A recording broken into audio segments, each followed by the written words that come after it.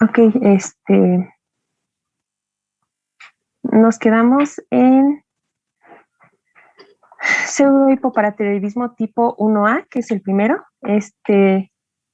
Esta va a ser la forma más frecuente de pseudohipoparatiroidismo. Y bueno, ya lo había mencionado, que se va a caracterizar por estatura baja, cara redondeada, obesidad, pseudopterygium coli, acortamiento del cuarto y quinto metacarpiano, braquidactilia y osificaciones subcutáneas. Esto pues va a englobar a todo esto que se le conoce como osteodistrofia hereditaria de Albright.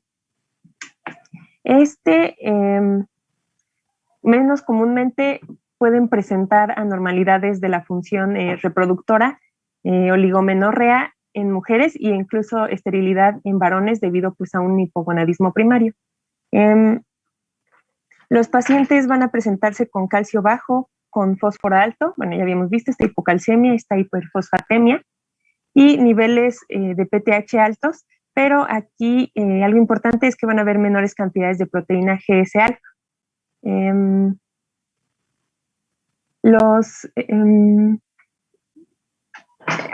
Esta se va a originar principalmente por una pérdida de función de un alelo del gen que codifica para esta subunidad alfa de la proteína G estimuladora, que es la que les he estado mencionando en las últimas diapositivas que pasamos el día de ayer.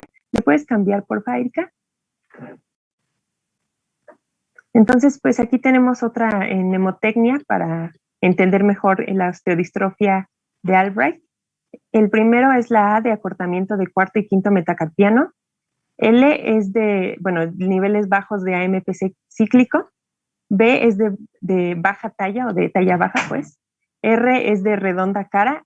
El I, bueno, lo puse ahí porque se encuentra Albright. Esta osteodistrofia hereditaria de Albright se puede encontrar en pseudo hipoparatiroidismo y pseudo hipoparatiroidismo. ¿A qué me refiero con pseudo hipoparatiroidismo?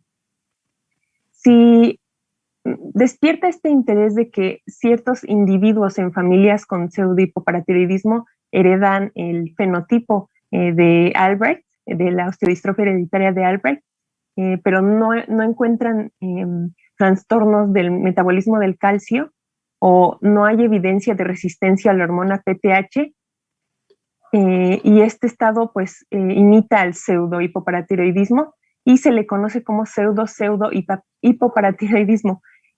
Voy a decirles más o menos de forma general qué es lo que pasa con estos pacientes.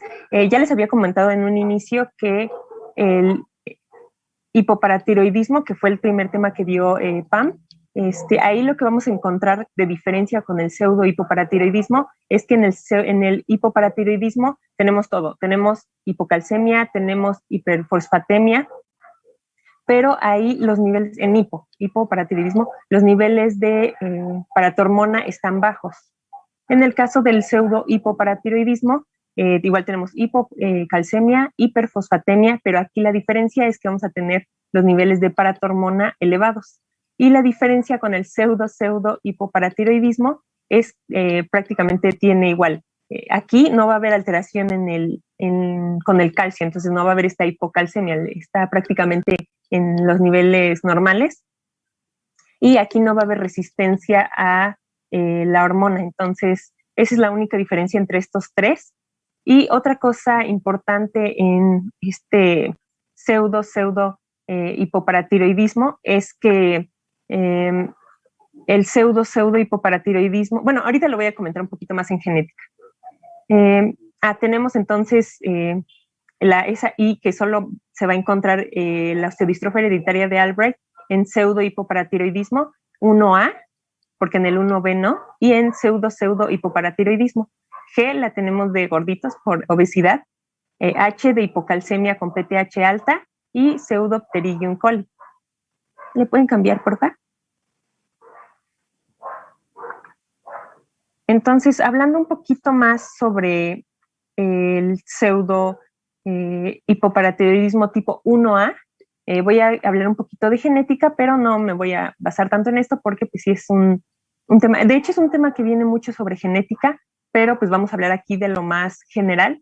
¿Qué es lo que pasa con el pseudo hipoparatiroidismo tipo 1A? es de herencia autosómica dominante. ¿A qué me refiero con esto de autosómico dominante?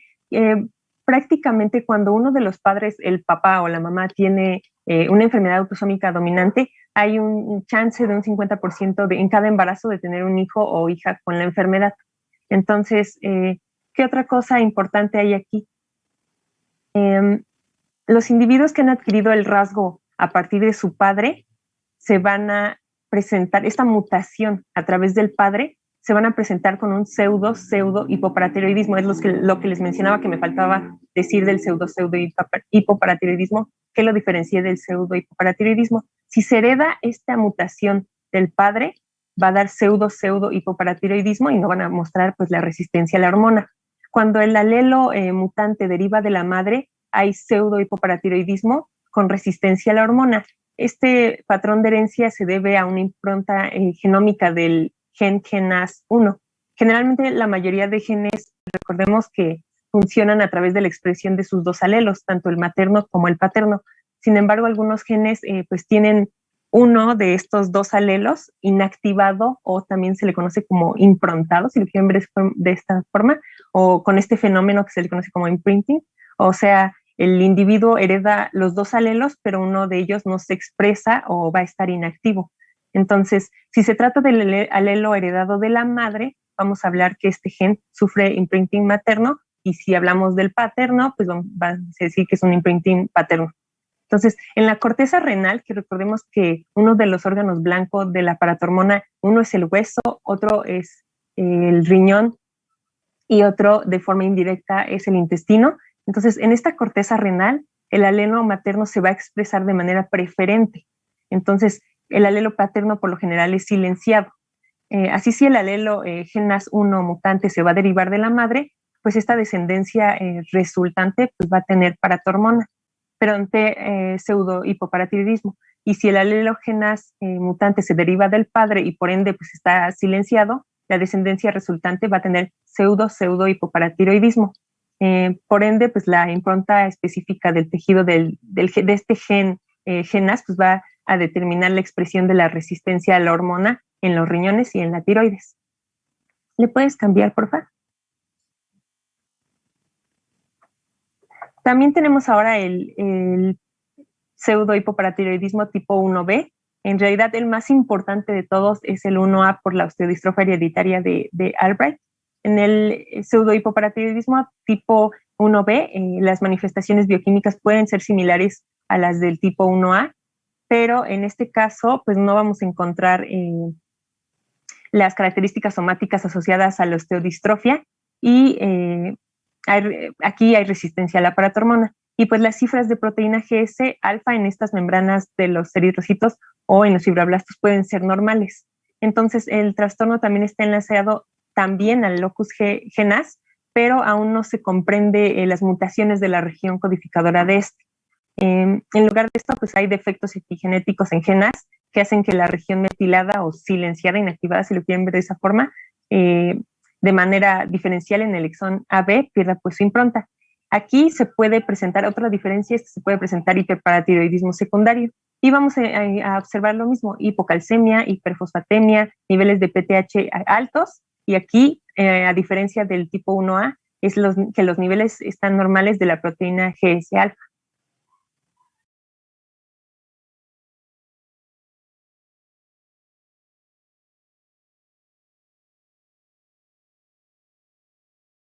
Ahora vamos con el pseudo hipoparatiroidismo tipo 2, que sería prácticamente el último. Este es bastante raro, en realidad no venía mucha información en los libros sobre este. Los pacientes no van a presentar las características somáticas de este morfotipo de Albright. Por eso era importante decirles que solo se encontraba en el 1A y en el pseudo hipoparatiroidismo. Y tiene hipocalcemia con hiperfosfatemia igual que otro, y la PTH alta, pero estos son capaces de inducir la producción de AMPC nefrogénicos sin respuesta fosfatúrica tras una infusión de PTH. Entonces, esto va a indicar que el defecto para la acción de la hormona pues va a residir del lugar situado más allá de la producción de AMP cíclico. Estos, como tal, van a presentar eso que ya mencionaba: hipocalcemia, hiperfosfatemia, PTH alta y un defecto posterior a la producción de AMP cíclico, y no vamos a encontrar la osteodistrofia hereditaria de Albright. ¿Le cambias, por favor, Erika?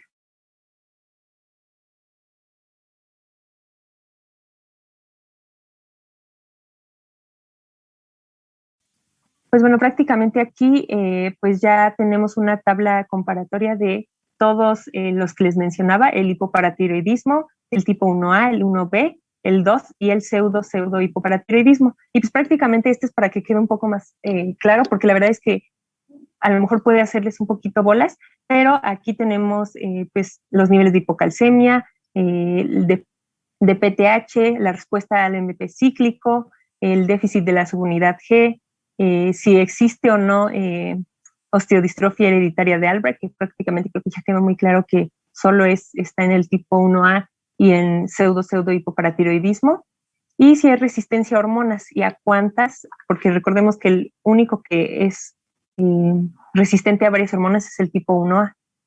¿Le pueden cambiar, por favor? Entonces aquí les puse una tablita, les puse algunas que otras tablas, pero porque las encontré en un artículo muy bueno, pero pues prácticamente nada más es para que diferencien entre estas dos, ¿no? Que es las principales, que es la tipo 1A y la tipo 1B en cuanto a su crecimiento, la obesidad, porcentaje de braquidactilia observado, de edad ósea avanzada, osificaciones, resistencia a la paratormona, a TSH y síntomas neurológicos. ¿Le puedes cambiar, por favor? Entonces, en cuanto al diagnóstico, el diagnóstico de pseudohipoparatiroidismo debe basarse en características clínicas, en criterios mayores, menores y adicionales, y también bioquímicas, que como ya hemos estado mencionando en toda la presentación, vamos a observar esta hipocalcemia, esta hiperfosfatemia y un aumento en la PTH. Entonces, estos van a variar en función de la edad del paciente y en algunos casos si hay o no antecedentes familiares. Varios trastornos de estos se van a presentar, pues bueno, ya les mencioné con todo esto, y en algunos casos, pues ya sabemos que con la osteodistrofia hereditaria de Albrecht ya sería sugerir un diagnóstico de pseudohipoparatiroidismo. Primero me voy a ir en cuanto al diagnóstico, bueno, los criterios para el diagnóstico de la osteodistrofia hereditaria de Albrecht.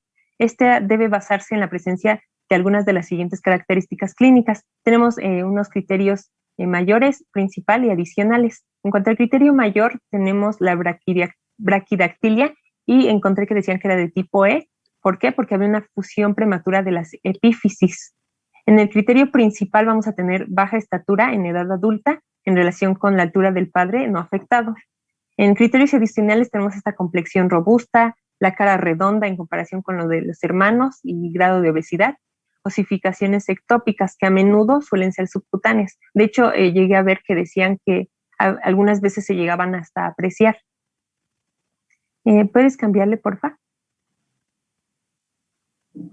Entonces, el diagnóstico de pseudohipoparatiroidismo también debe basarse en esta presencia de las siguientes características. Esto es ya no hablando generalmente de la osteodistrofia, sino ya del diagnóstico como tal de pseudohipoparatiroidismo. Vamos a tener que, si encontramos esta resistencia a la paratormona, osificaciones subcutáneas, obesidad de inicio temprano, asociada a resistencia a la TSH o alguno de los anteriores, o con o sin antecedentes familiares, ya podríamos empezar a sospechar de pseudohipoparatiroidismo.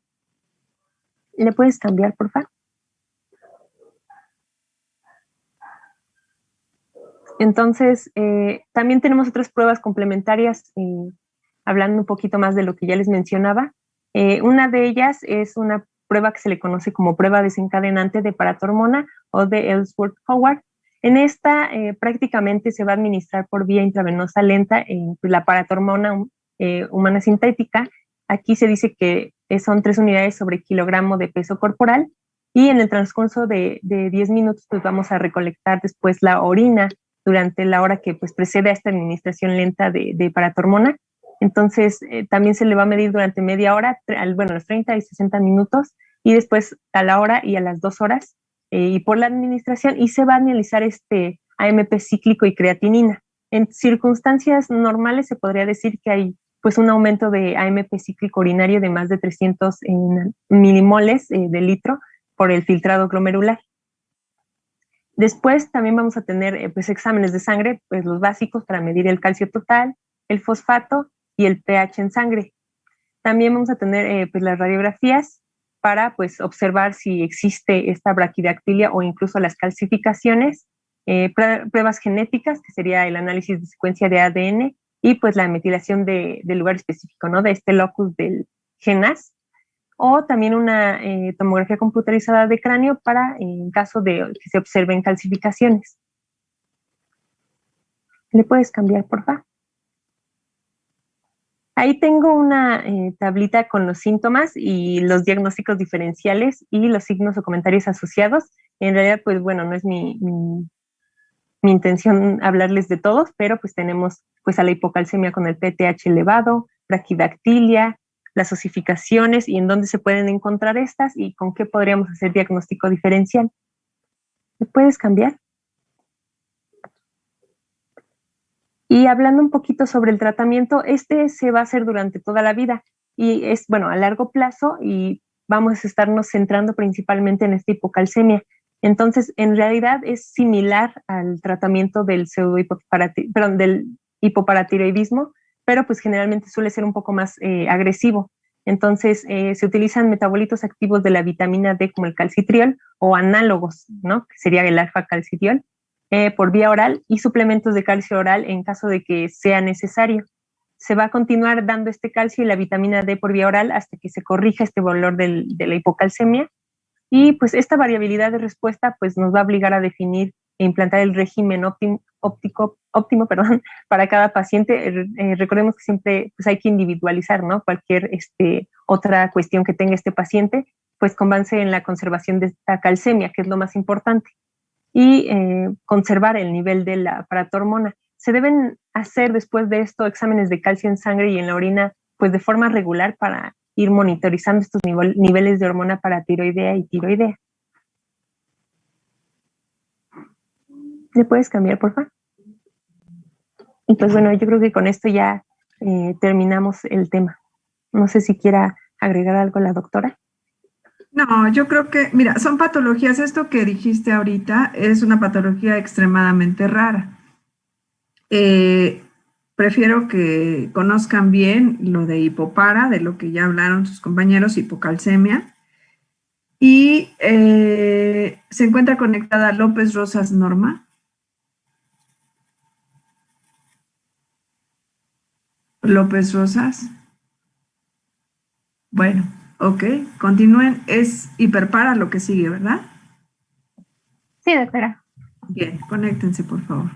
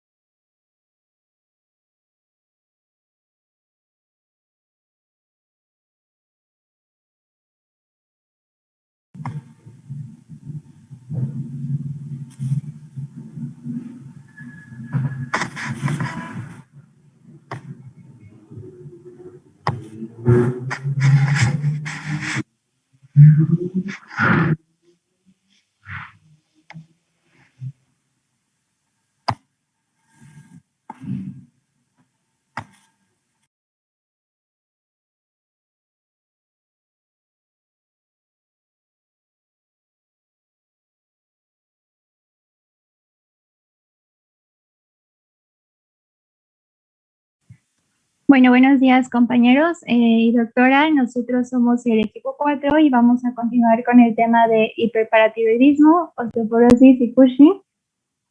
Mi equipo está conformado por Vanessa, César, mi compañera Leslie y su seguidora.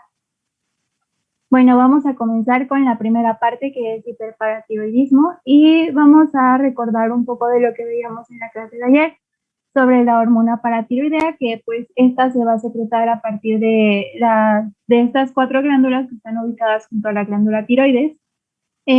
Aproximadamente cada una tiene un peso de 40 miligramos, esto cada una, y dentro de los límites, las glándulas superiores se encuentran cerca de la cara posterior de la cápsula tiroidea y las inferiores van a estar más cerca del margen tiroideo inferior.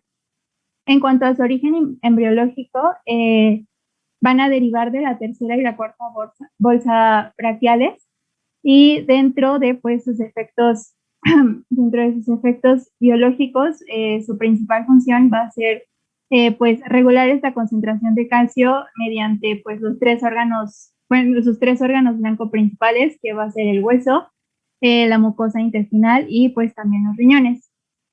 El efecto que va a tener la hormona paratiroidea sobre la absorción intestinal de calcio va a ser de cierta forma indirecto, y pues va a depender más del aumento en la producción del riñón del metabolito de la vitamina D activo.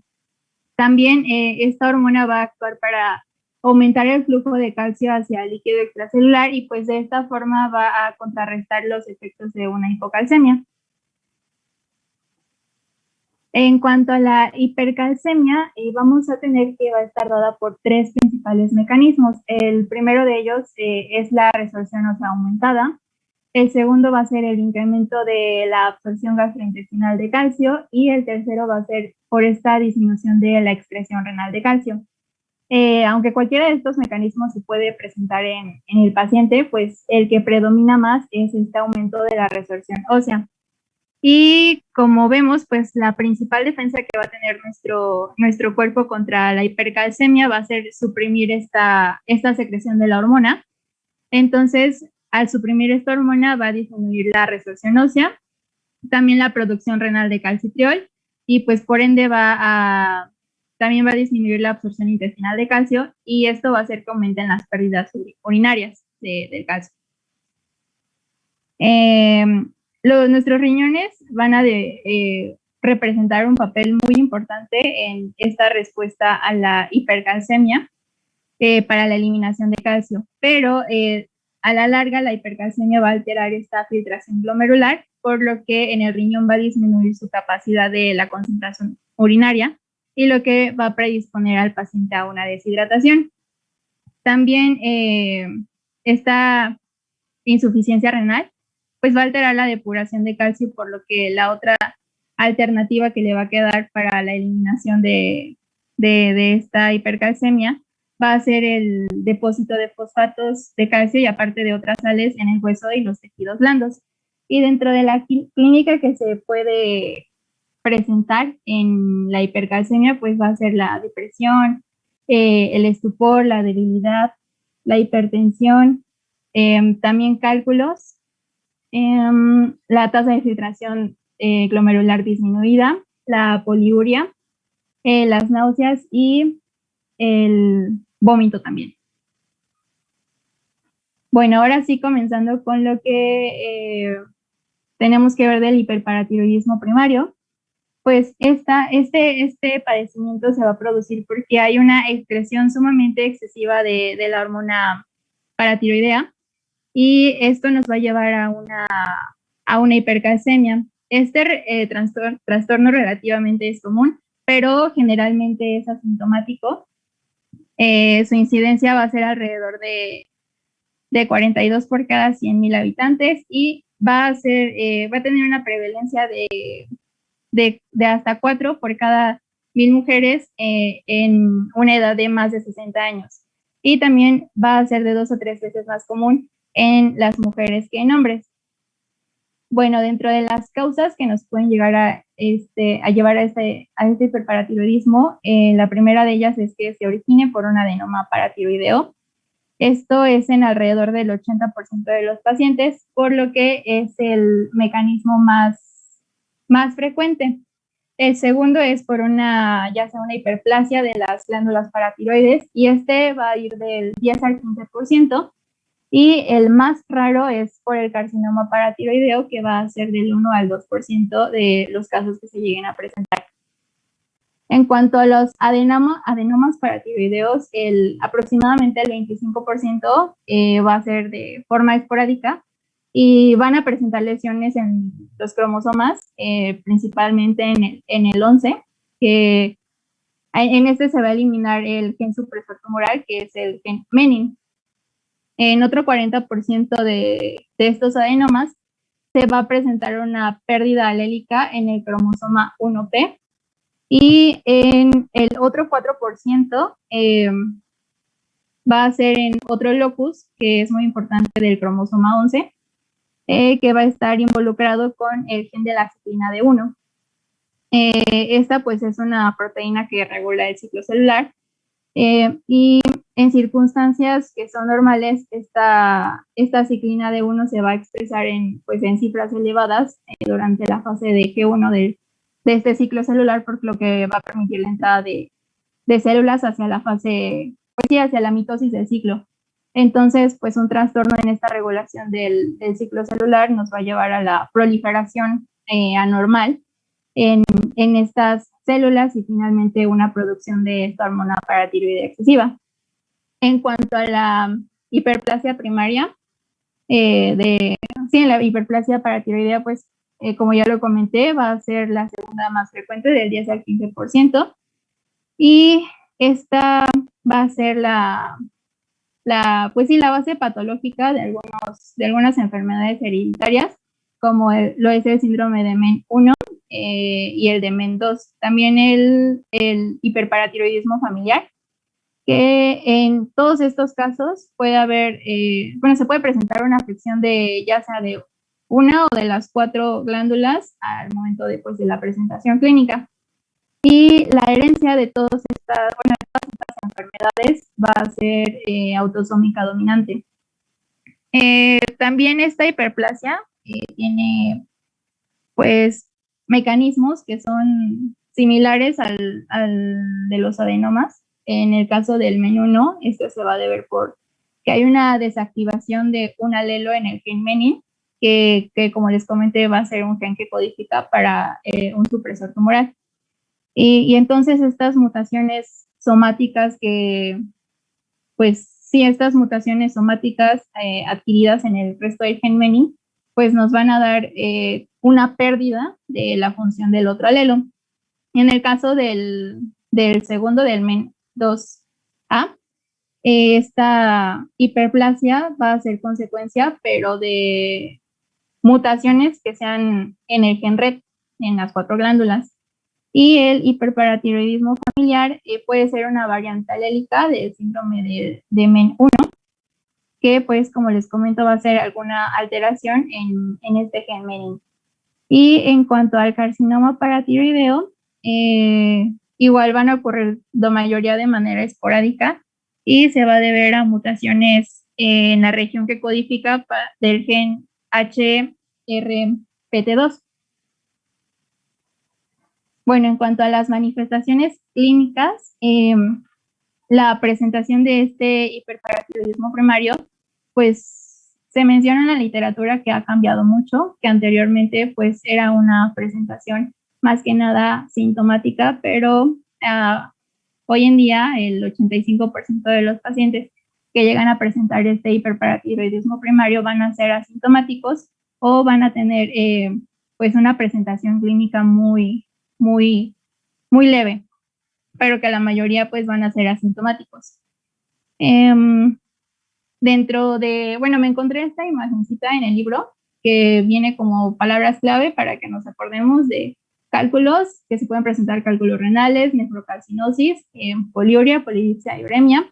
En los huesos puede haber una osteitis fibrosa, también osteoporosis.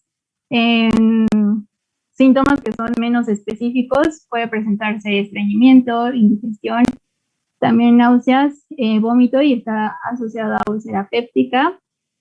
Y como les comenté al principio, pueden haber estos síntomas pues, de depresión, de letargia, fatiga, también cambios en la personalidad.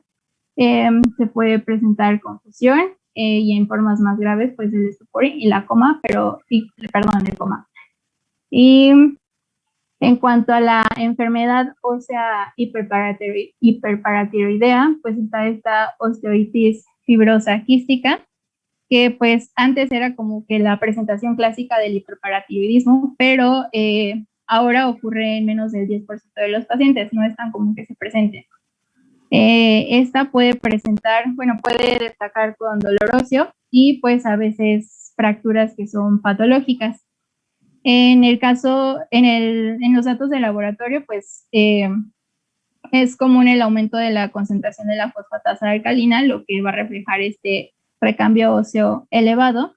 Y dentro del estudio histológico, pues se va a observar un aumento en el número de los osteoclastos, también fibrosis de la médula ósea y lesiones quísticas que dentro de ellas pueden tener contenido fibroso que se denomina como estos tumores pardos. En cuanto a... Te voy a interrumpir. Regresa a tu diapositiva. En esa creo que sería mejor poner riñón, hueso, estómago o tubo digestivo y mente.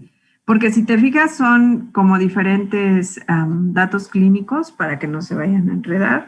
Y con esas 4 cosas que se aprendan así de manera general se pueden aprender los síntomas de hiperparatiroidismo primario. Lo más común es que nuestros pacientes tienen cálculos renales. De hecho, acuden a consulta por litiasis repetitiva y entonces empiezan a hacer estudios y terminan diagnosticados con hiperpara, ¿no? La osteoporosis no es una enfermedad del hiperpara, sin embargo, el hiperpara es origen de osteoporosis secundaria. Cuando veamos osteoporosis se van a dar cuenta. Y en el caso del tubo digestivo, pues el exceso de calcio primero les va a causar enfermedad acidopéptica, primero gastritis y después úlcera péptica. Ajá. Y en el caso de los trastornos psiquiátricos, cuando tenemos niveles de calcio excesivamente altos, nuestros pacientes tienen cambios en la personalidad, tienen todo lo que tú pusiste aquí. Sin embargo, eso se presenta en los cuadros donde ya existe un nivel de calcio muy alto en sangre. Lo más común en el hiperpara serían estos 2 que tienes hacia arriba de tu diapositiva, ¿sale? Renal y hueso, ¿sale? Sí, doctora, muchas gracias.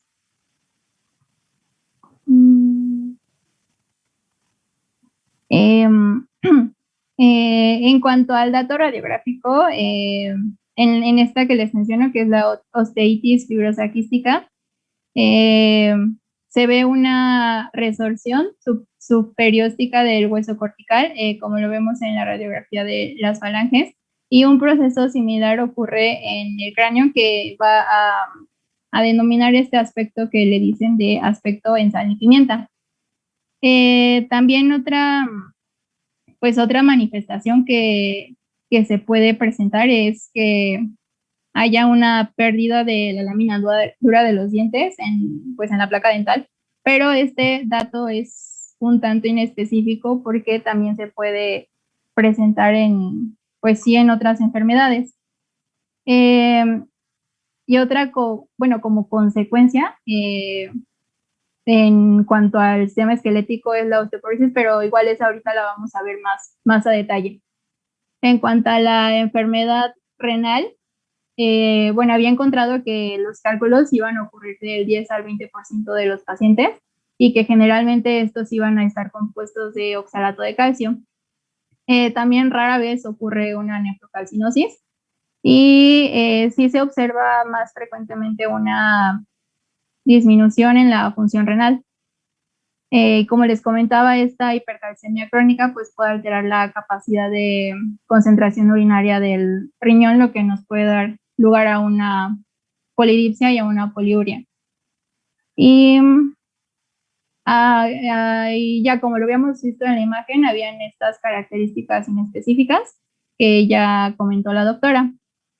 En cuanto a los datos de laboratorio, pues va a estar dada, va a ser característica esta hipercalcemia, que va a estar pues una hipercalcemia elevada, que pues tiende a ser leve, no mayor a 1 miligramo sobre decilitro del límite normal superior, que es 10.2 miligramos sobre decilitro.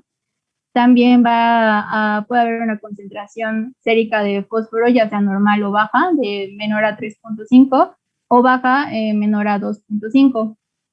La hormona se va a encontrar de 1.5 a 2 veces su valor normal, que es de 10 a 65 picogramos sobre mililitro.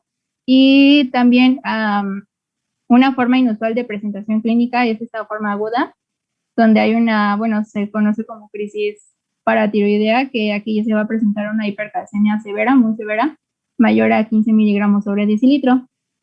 También pues se debe medir la función renal del paciente y una tasa de filtración glomerular que sea menor a 60 mililitros por minuto se va a considerar que hay un daño renal pues significativo. Y en algunas ocasiones es posible que se llegue a presentar una acidosis metabólica. Y en cuanto a la localización, esto más que nada va a ser para el plan quirúrgico y estas pruebas de imagen nos van a permitir visualizar y pues determinar el procedimiento. Se puede realizar una ecografía cervical y gamografía con Sestamibi, también una resonancia magnética, una tomografía axial computarizada o ya sea bien la localización intraoperatoria, donde aquí se pueden utilizar sondas con hisopos radioactivos o una ecografía, pero como les comento, intraoperatoria. En cuanto al tratamiento... Perdón, el nivel de calcio, porque esto es, puede ser una pregunta de examen, el nivel de calcio normal es hasta el valor que tú dijiste, pero para pensar en hipercalcemia, ya tenemos que pensar a partir de 10.4, ¿sale? Sí, doctora, gracias. Bye. Ok, bueno, en cuanto al tratamiento, en definitiva va a ser quirúrgico y pues les comentaba que para esto se iban a realizar estas pruebas de imagen para determinar la localización del adenoma. Si las pruebas de imagen son, pues de cierta forma concluyentes, se puede realizar una paratiroidectomía que sea mínimamente invasiva, pero en las que no llegan a ser concluyentes o no se determina bien esta localización, pues se va a hacer una exploración que sea bilateral. Esto bajo anestesia general para localizar pues la glándula y extirparla. Cuando se sospecha pues de agrandamiento de múltiples glándulas, el diagnóstico pues más probable es una hiperplasia paratiroidea o bien sea un adenoma que sea múltiple. Y en estos pacientes con hiperplasia, la operación que es más como preferida, encontré que era la subtotal.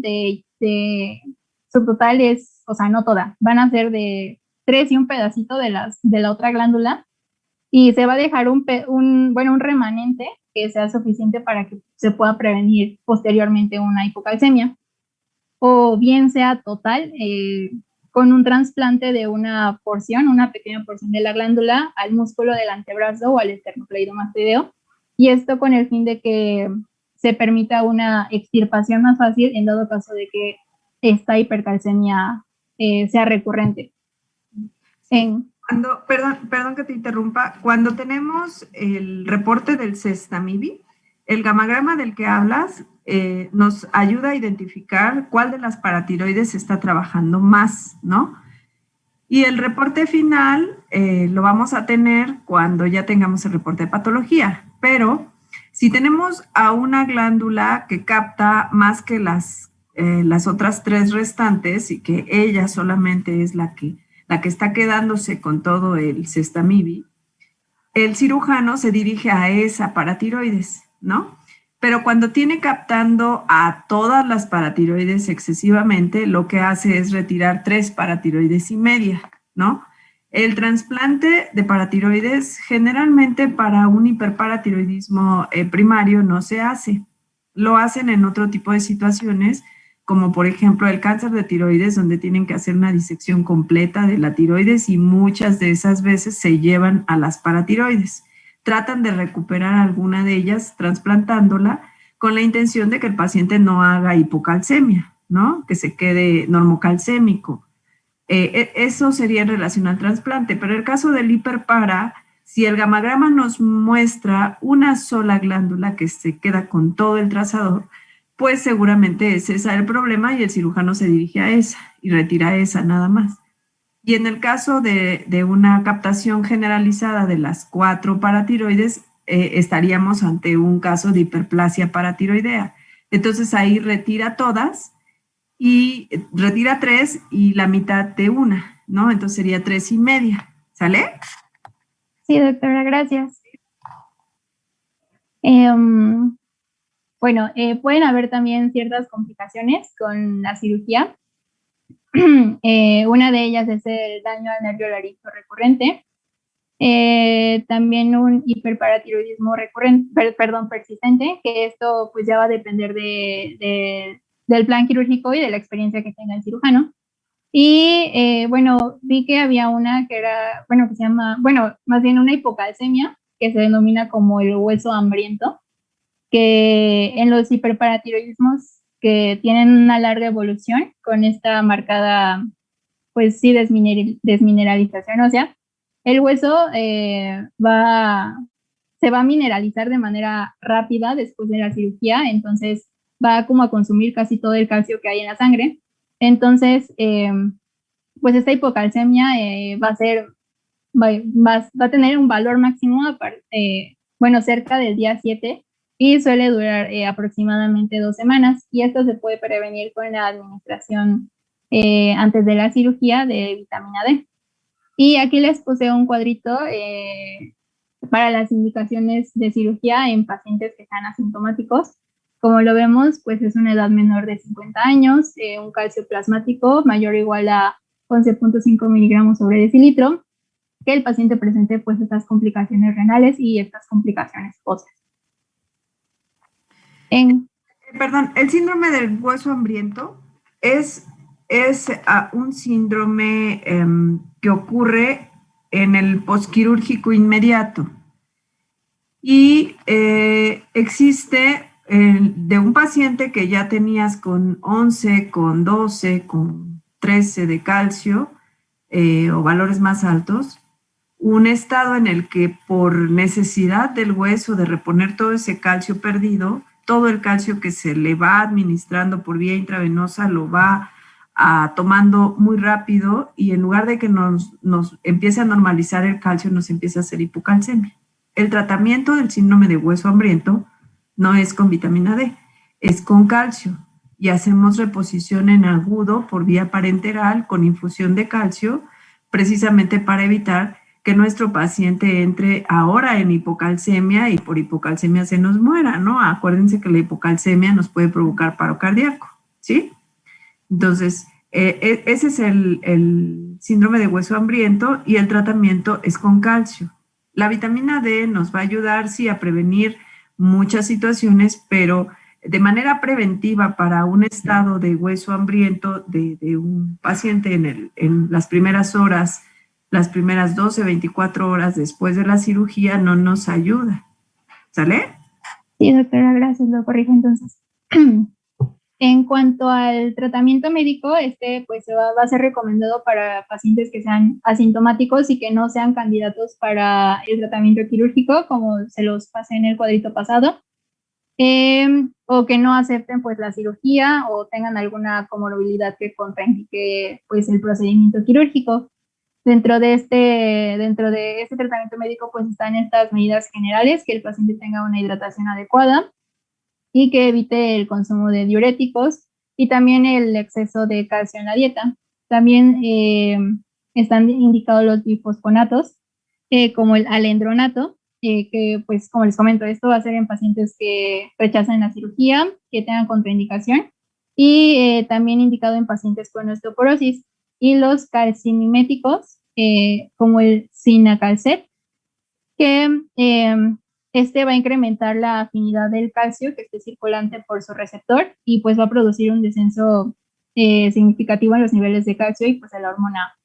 Y estos van a corregir la hipercalcemia sin influir sobre la densidad del hueso. Y los estrógenos, estos se van a emplear más en mujeres posmenopáusicas porque aumentan la densidad mineral ósea. Bueno, y continuando con el hiperparatiroidismo secundario, pues va a haber una hipersecreción de la hormona paratiroidea que se va a producir por pues cualquier situación que nos predisponga a una hipocalcemia. Entonces, va a ser como el mecanismo detonante de la hipocalcemia que se derive el hiperparatiroidismo secundario. La causa más frecuente es la insuficiencia renal crónica. También puede ocurrir en una osteomalacia. Y como les comento, en el caso de estos trastornos, la hipocalcemia va a ser como el común denominador para iniciar para generar este hiperparatiroidismo. Y en los pacientes que se presenta una insuficiencia renal crónica, pues tienden a esta excreción reducida de fosfatos y por lo tanto pues un aumento de fosfato sérico que se va a unir al calcio y va a reducir los niveles, pues sus niveles de calcio. Entonces también va a haber una disminución en la actividad de la 1-hidroxilasa en el riñón, lo que va a dar como resultado que haya una disminución en la conversión renal del calcidiol a la forma activa de la vitamina D, al calcidiol, y pues llevándonos a esta hipocalcemia que nos va a llevar a la alteración en el ciclo celular que va a conducir a esta hipersecreción de la hormona, llevando también a una proliferación de las células paratiroideas y pues posteriormente a una hiperplasia de la glándula. Y en cuanto al tratamiento para revertir este padecimiento, incluye la disminución de fosfatos en sangre con la restricción del consumo y la adición de calcitriol, que venía de 0.25 a 2 microgramos al día o algún análogo similar. Y la paratiroidectomía está indicada en pacientes con un estado renal complicado. Y aquí les puse en el cuadrito algunas otras causas que puedan ocasionar el hiperparatiroidismo secundario. En cuanto al hiperparatiroidismo terciario, esta se va a referir cuando hay una sobreproducción que sea autónoma de la hormona paratiroidea y cuando se va a desarrollar esta hipercalcemia en pacientes con insuficiencia renal crónica y también con el hiperparatiroidismo secundario preexistente. Y las dos opciones de tratamiento para este hiperparatiroidismo terciario es el tratamiento con Cinacalcet y pues la paratiroidectomía. Y en las indicaciones para esta paratiroidectomía en el hiperparatiroidismo secundario y terciario, se las pongo en el cuadrito y como ven en el terciario pues va a ser ya para un estado más grave de hipercalcemia. Y vamos a continuar con el tema de osteoporosis. Déjame hacer una pregunta a tus compañeros que están conectados, que son todos. A ver, vamos a ver. Ángel, ¿me escuchas, Ángel? Ángel Manuel. Sí te veo, pero no sé si... ¿Ya se escucha? ¿Me escuchas? Ajá. A ver, dime, así muy sencillo, ¿verdad? Te voy a preguntar laboratorios. Calcio y fósforo, función renal, así. En un paciente que tiene hiperparatiroidismo primario, ¿qué encontrarías? Calcio, fósforo, función renal. Nada más dime normal o disminuido, alterado.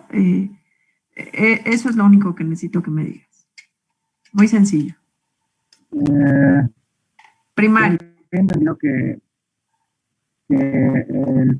había una como, bueno, estaba alterado y había una baja secreción de fosfato. O sea, así muy sencillo. ¿Los de calcio cómo están? Pues están elevados. Exacto, tienes hipercalcemia. Y ahora el fósforo. ¿Cómo está el fósforo en un hiperparaprimario?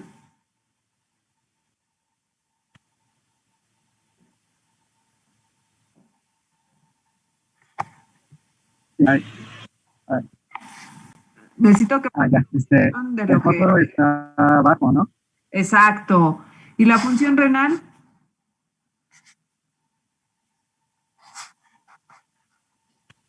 ¿Cómo está? Alterada. Renal, pues normal, ¿sale? A ver, Leslie López, estás conectada, ¿verdad? Te veo. Sí, doctora. Perfecto, Leslie. Ahora háblame del hiperparatiroidismo. ¿Cómo estaría el calcio? ¿Cómo estaría el fósforo? ¿Del qué, perdón? Del hiperparatiroidismo secundario. De lo que acaba de hablar ahorita tu compañera. ¿Cómo es el fósforo y la función renal? En el secundario, el calcio estaría normal.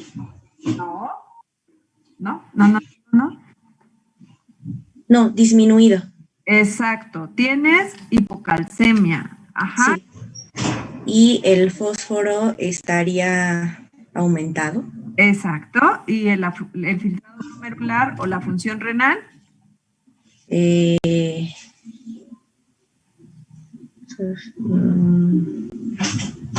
Tu compañera nos dijo la causa más frecuente, y eso es muy, muy real, del hiperparasecundario es la insuficiencia renal crónica. Entonces, ¿cómo estaría la función renal? Entonces estaría alterada, disminuida. Disminuida, exacto. Acuérdense, ahora viene la pregunta más difícil. Vamos a ver a quién se la vamos a hacer y quién fue el ganador. ¿Aranza? Sí, doctora. Que tiene la cara del doctor Alpiza, pero bueno. Aranza, dime ahora el hiperparaticario.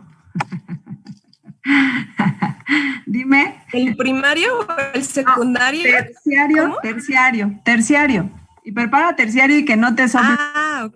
Como no puedes poner tu cámara, dile que escucho. No. Que aquí. Ok. Bueno,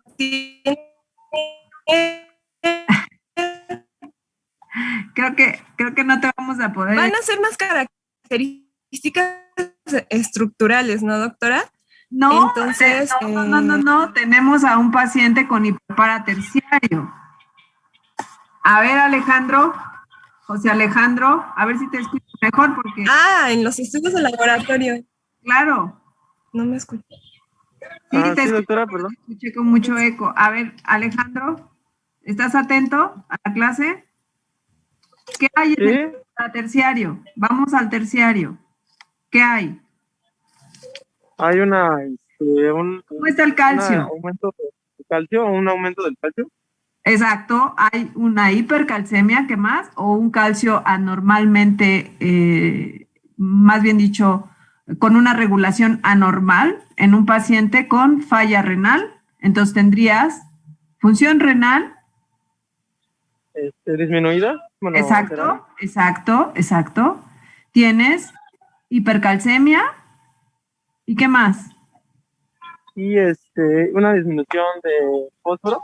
Fósforo, exacto. El calcio podría estar alto o podría ser normal, que eso sería una regulación anormal, en un paciente con falla renal, ¿sale? En un paciente con falla renal tendríamos que encontrar lo contrario, lo que dijeron ahorita en relación a un hiperparasecundario. Pero resulta que como se vuelve autónoma la secreción de alguna de las paratiroides, se empieza a secretar más PTH y entonces ya tenemos un cuadro clínico y de laboratorio muy parecido al hiperparaprimario, pero con una función renal disminuida. Esa es la diferencia, ¿sale? Por si de pura casualidad viene en el examen, ¿sale? Bye. Síguele. Muy bien, gracias. Bueno, seguimos con osteoporosis. La siguiente, por favor. Bueno, vamos a tener que la osteoporosis ha sido definida por la Organización Mundial de la Salud y algunos institutos nacionales de salud como una enfermedad esquelética generalizada, crónica y progresiva.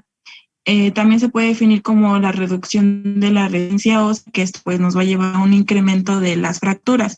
Y bueno, va a estar principalmente caracterizada porque va a haber una reducción de la masa ósea, también va a haber un deterioro de la microarquitectura, que esto va a estar relacionado con la pérdida de tejido óseo, va a haber un compromiso de la resistencia ósea. Y bueno, como ya lo habíamos dicho, la osteoporosis es un factor de riesgo importante para que aumenten las fracturas debido a que existe una disminución de la densidad mineral ósea. La siguiente, por favor. Y bueno, también es importante tener en cuenta que esta prevalencia va a aumentar la siguiente. Esta prevalencia va a aumentar a medida que la población envejece. Y bueno, vamos a tener que se clasifica en osteoporosis primaria o involuntaria, y también en osteoporosis secundaria. La osteoporosis primaria va a ser más frecuente en los adultos Y bueno, aquí vamos a tener dos tipos, el que se presenta en las mujeres debido a la menopausia, que va a ser la osteoporosis posmenopáusica o tipo 1, que esta va a ser principalmente, se van a presentar principalmente fracturas vertebrales o en la porción distal del antebrazo. Y esto se debe a que se afecta principalmente el hueso trabecular. También tenemos el envejecimiento o osteoporosis senil, que como ya lo había mencionado, pues este se debe como consecuencia a la pérdida ósea o de la densidad ósea. También tenemos... ¿Dónde tenemos hueso trabecular? Vamos a ver a quién más vemos por acá conectado. Luna, ¿dónde estás? ¿Dónde tienes hueso trabecular? Luna, ¿me escuchas? Más o menos, doctora, permíteme. Es que voy a moverme tantito, ya voy.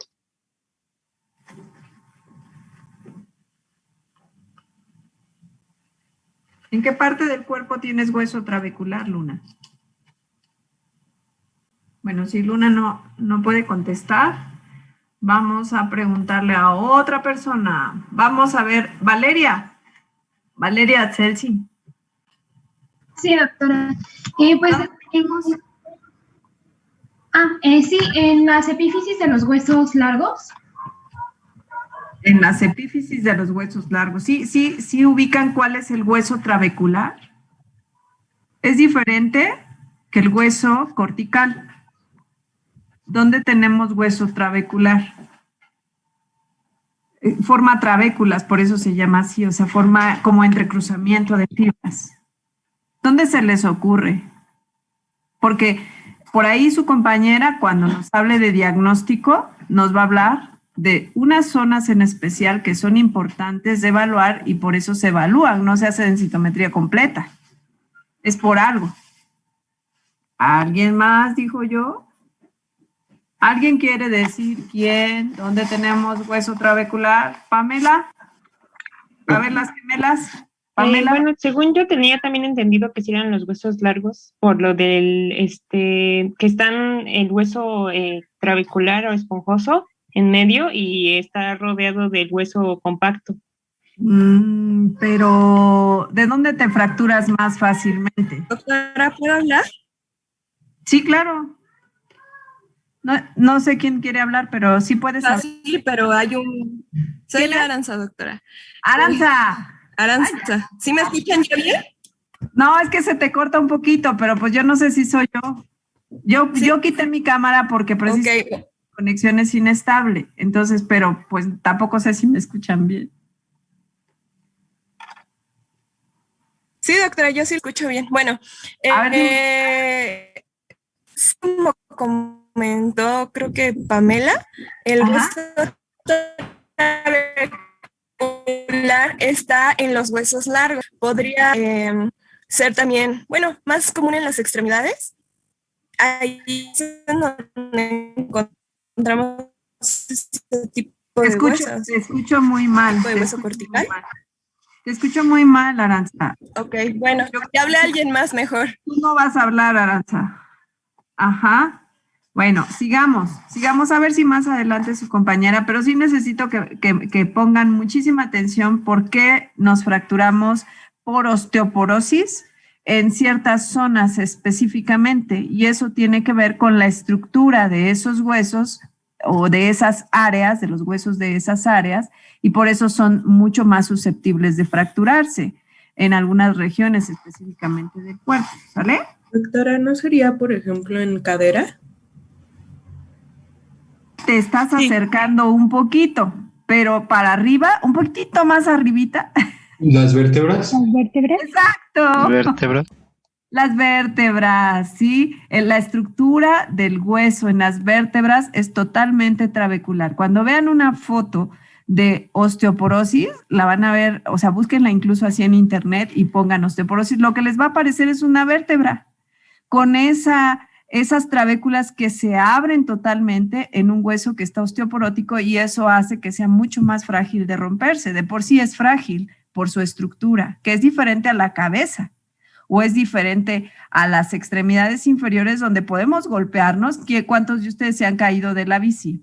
¿O alguno de ustedes ha tenido un accidente o una caída fuerte y no necesariamente se fracturaron, ¿no?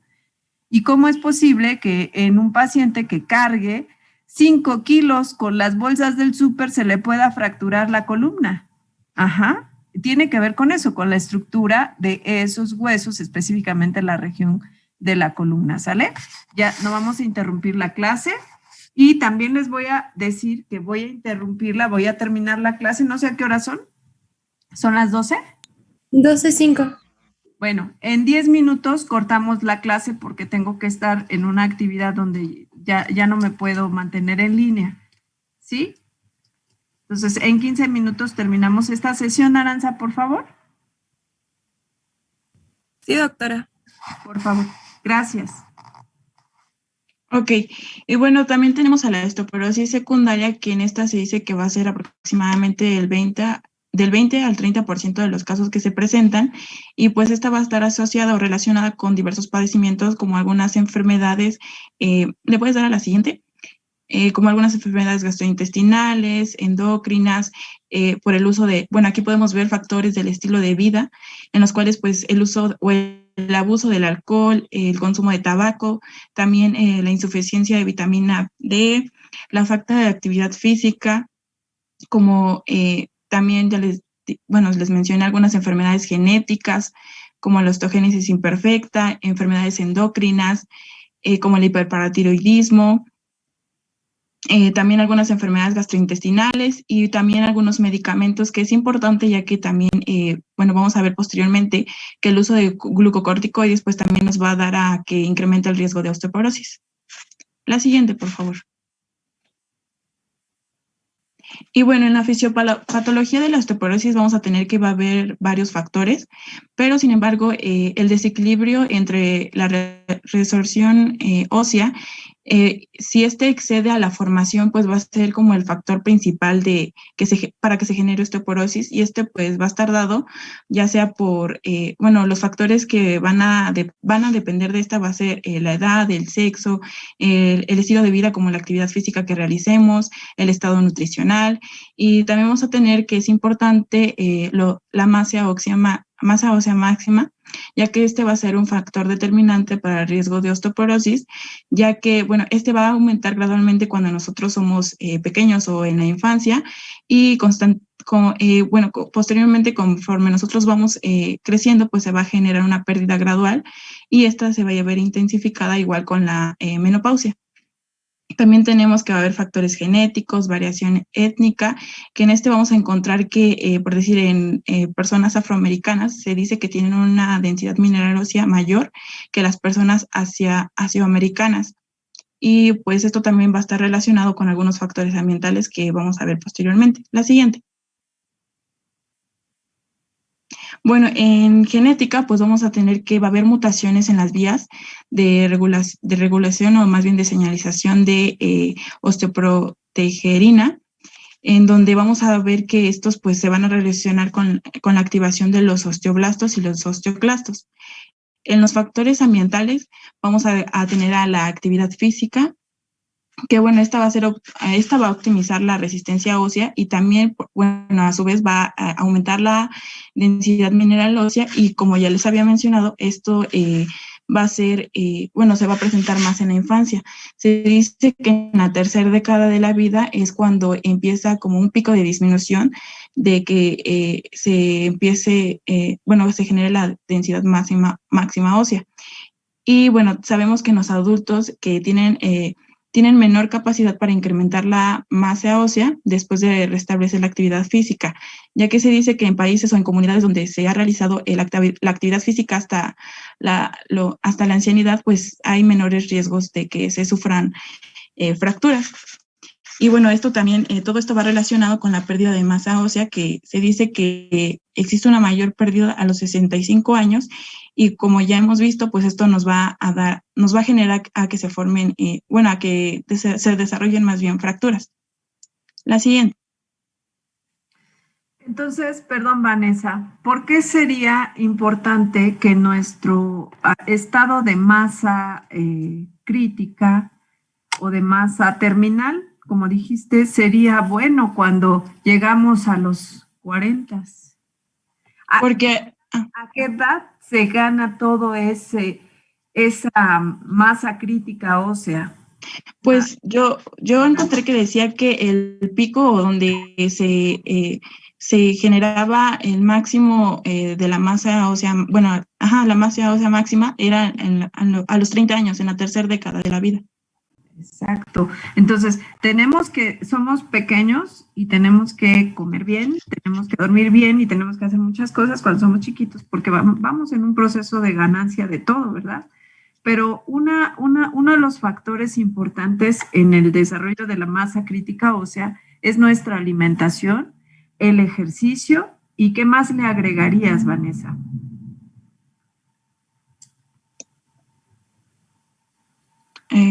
Pues evitar algunos otros factores de riesgo como caídas. No, pues eres un niño, eres un adolescente. ¿A poco qué edad tienes ahorita? 21. Exacto. ¿A poco dices, bueno, a ver, no quiero brincar aquí porque me voy a caer? Al contrario, dices, sí puedo y brinco, ¿sí o no? Sí. Hay un ejercicio incluso que se llama parkour, ¿sí lo conocen? Sí, bueno, sí he Es escuchado. brincar. Ajá. O sea, definitivamente no hacer ejercicio no es un factor que te disminuya. Eso tú lo vas a indicar cuando ya tengas a un paciente con osteoporosis. Pero estamos hablando de la ganancia del hueso. A ver, Pilar, ya que te estoy viendo aquí en mi cámara. Pues yo diría que comer bien y también exponernos un poco al sol para poder tener de la vitamina D. Exacto, para favorecer la síntesis de vitamina D, que a su vez nos va a ayudar con todo el proceso entre las hormonas que nos van a ayudar al metabolismo del hueso. Entonces, también sería dormir bien, ¿no? ¿No es para los pequeños? Pero eso es para la secreción de hormona de crecimiento. Ahorita estamos hablando de la masa crítica ósea. Entonces, ¿qué necesitas? Pues comer bien, calcio, vitamina D en la dieta, exposición al sol y hacer ejercicio. Y con eso tú vas a ayudar a que tu masa crítica ósea sea correcta. Si nosotros no tenemos una masa correcta cuando llegamos a los 30 años, como dice Vanessa, es correcto, la edad en la que terminamos de ganar, ustedes tienen poquito tiempo, pero esos factores tienen que promoverse hasta los 30 años de edad.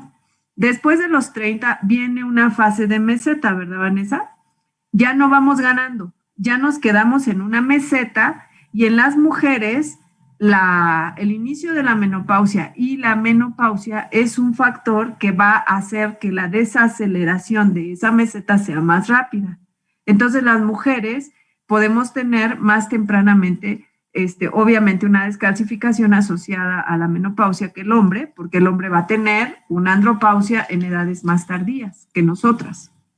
Entonces, es importante que nuestra masa crítica sea correcta para que no lleguemos al estado de la premenopausia con osteopenia, ¿verdad? O lo que se llama masa ósea baja. Es exactamente lo mismo. Masa ósea baja significa igual que osteopenia. Y obviamente tener osteopenia a mis 45 años de edad, a mis 50 años de edad, significa que voy a tener más riesgo de desarrollar osteoporosis. ¿Sale? A ver, continúa. Y bueno, con respecto al estrés oxidativo, pues vamos a tener que las especies reactivas de oxígeno, si se encuentran elevadas, pues esta nos va a producir que los osteoblastos, en los osteoblastos más bien se eleve la apoptosis y esto pues nos va a generar la reducción de la formación ósea. También esta se puede ver relacionada con la participación en la activación de los osteoclastos por la vía RAN ligando. Y también este estrés oxidativo a su vez va a estar relacionado con el estado estrogénico, que bueno, en este vamos a tener que va a haber una deficiencia ya sea de estrógenos o andrógenos en el caso de los hombres, y pues en esta se va a ver una pérdida del hueso que va a estar asociada a un aumento de la remodelación ósea. Y como ya comentó la doctora, pues este va a ser de gran magnitud en las mujeres debido a la menopausia. Y bueno, tenemos que en la osteoporosis menopáusica pues va a haber una insuficiencia de estrógenos que va a ocasionar la pérdida del hueso trabecular y va a predisponer a que se generen fracturas en las vértebras y en la región distal del radio. También tenemos que, bueno, esto lo podemos ver relacionado con que la disminución de los estrógenos se relaciona con el aumento de algunas citocinas, como la interleucina 1, 6 y el factor de necrosis tumoral, que también va a estimular la producción de los precursores de osteoclasto. Y también esta disminución de estrógenos pues va a estar relacionada con la diferenciación de los osteoclastos a través de la ruta RANK. Y bueno, también es importante tener en cuenta que los estrógenos van a estimular van a estimular la producción de OPG, que esta va a ser la cual va a inhibir la formación de osteoclastos. Entonces, si está disminuida, pues esta inhibición no se va a poder dar. Y también, es importante saber que en la menopausia más bien se va a compensar la formación del hueso, sin embargo, se dice que esta no va a ser al ritmo de lo que se va a producir la pérdida ósea. La siguiente. Y bueno, también tenemos el exceso de glucocorticoides. Bueno, este puede ser ya sea de manera exógena o endógena. En el caso de la manera exógena, pues se dice que es en pacientes que reciben glucocorticoides con una terapia a largo plazo, que puede ser mayor a 3 meses. Y bueno, en esta vamos a tener que hacer un efecto directo entre los osteoblastos y los osteoclastos y sobre los osteocitos. Y bueno, vamos a tener que una supresión... Perdón que te interrumpa, Vane, pero tiene que ser mayor a 7.5 miligramos en el caso de la prednisona por día, porque recuerden que cuando hablemos de hipotiroidismo o patología suprarrenal, vamos a dar la sustitución, y en el caso de la prednisona siempre sustituimos con 5 miligramos, pero como máximo, lo que habíamos comentado es que producimos hasta 30 miligramos de cortisol diariamente. Entonces, si la producción diaria es hasta 30 y yo puedo dar desde 5 hasta 7.5, pero en el caso de pacientes que tienen lupus, que tienen artritis o cualquier otra patología autoinmune, o incluso algunos que están en un tratamiento intensivo con esteroide por alguna razón, si es mayor de 3 meses y rebasa 7.5 miligramos, ese es el factor de riesgo. No es solamente que tome esteroide, ¿sale? Sí, doctora, gracias. Y bueno, vamos a ver que esto se va a deber a una supresión de la osteoblastogénesis, que pues esto va a estimular la apoptosis de los osteoblastos y de los osteocitos y va a prolongar la vida de los osteoclastos. De manera endógena, pues vamos a tener que la producción de glucocorticoides va a incrementar la sensibilidad con la edad, y esto se va a deber a que hay un aumento de la enzima 11-beta esteroide deshidrogenasa tipo 1, que esta va a ser importante ya que va a activar igual a los glucocorticoides. Y pues esto también nos va a generar un riesgo para la osteoporosis. La siguiente. Y bueno, en los factores de riesgo, pues vamos a tener, los podemos dividir en modificables y no modificables. En los modificables, pues vamos a tener el sedentarismo, el tabaquismo, el exceso de consumo de alcohol, cafeína, también el uso de los esteroides o de los glucocorticoides.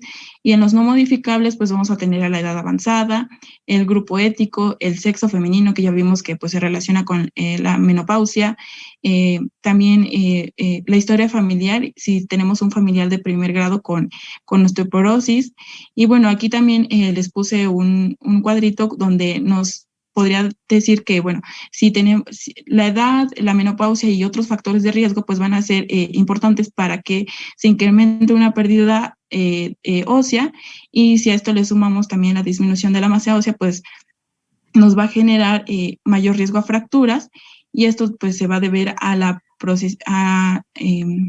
propensión de caídas o que se tenga un hueso de mala calidad.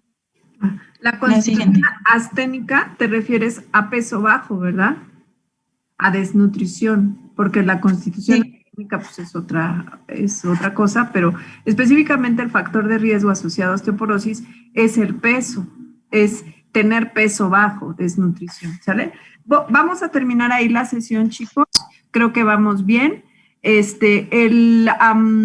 Mañana es jueves.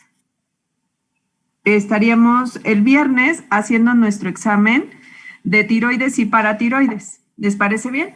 Y ya para más adelante juntar osteoporosis y gónadas. Lo que falta todavía serían gónadas y osteoporosis y suprarrenales. O incluso podemos incluir tiroides para tiroides osteoporosis, porque osteoporosis no es muy largo en este examen, ¿sí? Pero de todas maneras, cuenten con que el viernes vamos a tener un examen y la siguiente semana el siguiente. ¿Sale? Vamos bien, ¿sale?